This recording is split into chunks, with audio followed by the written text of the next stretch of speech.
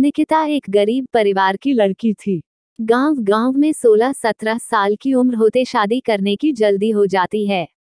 निकिता की शादी करवाने के लिए उसका परिवार जल्दी में था, क्योंकि उसकी 2 छोटी बहनें थी। उसके पास भी शादी करने के अलावा कोई चारा नहीं था। वह दिखने में साधारण थी और घर के हालात भी दहेज देकर शादी करने लिए अनुकूल नहीं थे, इसलिए उसकी शादी जुड़ती नहीं थी। उसमें या गोत्र या कुंडली में कमी दिखाकर बहुत से रिश्ते मना कर देते थे।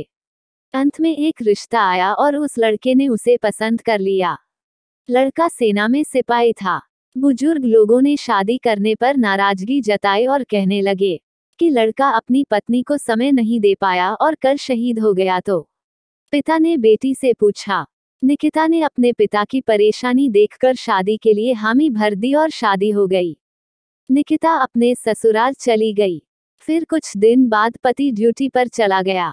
निकिता अकेली रह गई। वह सोचने लगी कि घर बैठे बैठे क्या करना चाहिए। सास से पूछने के बाद ही वो पहली बार घर की सीढ़ियों से नीचे उतरी। यह गांव कैसा है, वह देखने गई थी। गांव बहुत बड़ा था। वहां उसे कोई नहीं पहचान सका।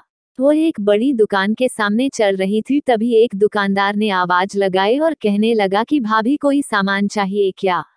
उसने दूर से नहीं कहा। कुछ दूर पर एक किसान अपने खेत का कृषि सामान लेकर शहर की ओर जा रहा था। उस किसान ने निकिता को सलाम किया और पूछने लगा, भाभी आज यहाँ कहाँ।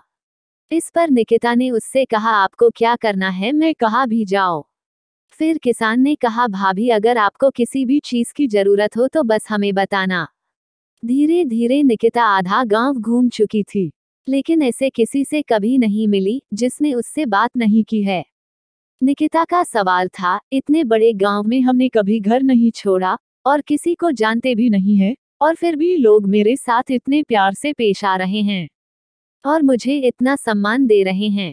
हमारे गांव में कभी मैं पुरुषों से आंख भी नहीं मिला पाती थी। लोगों की ऐसी गंदी निगाहें देखकर मैंने उम्र में आने के बाद घर से बाहर निकलना बंद कर दिया था। लेकिन यहाँ स्थिति इतनी उल्टी कैसे। घर जाकर उसने अपने सास से पूछा। सास ने कहा, ओह तुम एक फौजी की पत्नी हो, इसलिए तुझे गांव में इतना सम्मान मिलता है जैसे मुझे माँ बनने से मिलती है। यह सुनकर निकिता की आंखों में खुशी के आंसू आ गए। उसका सीना गर्व से फूल गया। वह खुश थी कि उसने एक फौजी पति चुना था। आपको हमारी यह स्टोरी कैसी लगी कमेंट करके जरूर बताना। अगर आपने अभी तक हमारे चैनल को सब्सक्राइब नहीं किया तो ऐसी अच्छी कहानी सुनने के लिए हमारे चैनल को सब्सक्राइब करना, वीडियो को लाइक करना और मुझे सपोर्ट करना।